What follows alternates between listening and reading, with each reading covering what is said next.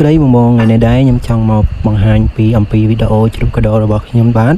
ហើយជ្រូកកដោរបស់ខ្ញុំបាទនេះមេរបស់វាគឺជាជ្រូកកដោដែលកាត់ជាតិព្រៃអញ្ចឹងហើយវាអាចថាបានវាមានឈាមជ្រូកព្រៃ 50% ដែរហើយសម្រាប់កូនដែលកំពុងបំនេះគឺជាកូនដំបងរបស់វាហើយជាក់ស្ដែងទៅមេមួយនេះកូនដំបងមែនតែបងប្អូនវាកូនបានច្រើនណាស់កូនបានរហូតដល់ទៅ14ក្បាលហើយសម្រាប់មេមួយទៀតហ្នឹងក៏មេកូនដំបងដូចគ្នាដែរតែវាកូនបាន4ក្បាលអញ្ចឹងហើយសរុបពីសបុកហ្នឹងវាបាន18ក្បាលហើយនេះសិតតែមេកំមុំកូនដំបងហ្នឹងបងហើយសម្រាប់បងណាចាប់អារម្មណ៍ចង់បានចិញ្ចឹមធ្វើពូជអីធានាថាល្អហ្មងបងសម្រាប់ការថែទាំអីគឺមេពីរនេះតាំងពីខ្ញុំចិញ្ចឹមមកវាអត់ពិបាកមើលថែទេបង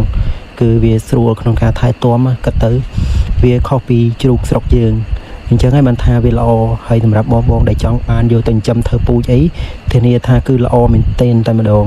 ហើយមកសបុកនេះដែរវាមានមេអត់សូវច្រើនទេបងកូនទាំងអស់ភាគច្រើនតែឈ្មោលមេបានប្រហែលជា6 7ក្បាលតែប៉ុណ្្នឹងឯងក្រៅពីហ្នឹងឈ្មោលទាំងអស់សម្រាប់បងណាដែលចង់បាន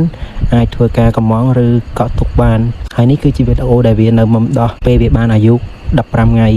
តែឥឡូវនេះគឺខ្ញុំផ្ដាច់ដោះបានរយៈពេលចង់កន្លះខែទៀតហើយបងហើយនេះគឺជារូបភាពដែលបន្ទាប់ពីផ្ដាច់ដោះគឺវាចេះស៊ីបាយស្ទាត់មែនទែនតែម្ដងបងណាចង់បានយកទៅចិញ្ចឹមធ្វើពូជអីប៉ុណ្ណេះគឺពេញហ្មងវាមានចាប់ពីគីឡូ4 5គីឡូនិង6គីឡូខ្លះធំដល់ទៅ7គីឡូក៏មានដែរបងអញ្ចឹងអីបងអាចជ្រើសរើសបានកំងមុនបងចង់យកថាធំក៏បានដែរតែបញ្ជាក់ថាគឺមានមេតិចណាបងចង់កំងកក់ទុកឲ្យហើយឬមួយក៏បងចង់បានឥឡូវយកទៅចិញ្ចឹមក៏បានឬក៏បងចង់ទុកឲ្យធំដល់គីឡូដែលបងចង់បានក៏បានដែរអាចដល់10គីឡូឬក៏លើសហ្នឹងក៏បានដែរឲ្យតែបងអាចកក់ទុកបានខ្ញុំទុកឲ្យបានបងហើយជាចុងក្រោយក៏សូមអរគុណពុកម៉ែបងប្អូនទាំងអស់គ្នាដែលបានមើលវីដេអូមួយនេះតាំងពីដើមរហូតដល់ចប់ផងដែរអរគុណស្រឡាញ់អត់បងប្អូនស្រឡាញ់អត់គុណជ្រូកខ្ញុំមកសបុកកើតមកនៅសល់តែ5ទេបងប្អូនវាខូចអស់នៅក្នុងពោះបងប្អូនដល់នៅសល់5ហ្នឹងទៅបំបែកមេអូប៉ិនស៊ីណាបងប្អូនផុតមួយតូចជាងគេហ្នឹងប៉ិនស៊ីខ្លាំងជាងគេបងប្អូនបែកបានប្រហែលថ្ងៃឡើយវាស៊ីខ្លាំងឡើង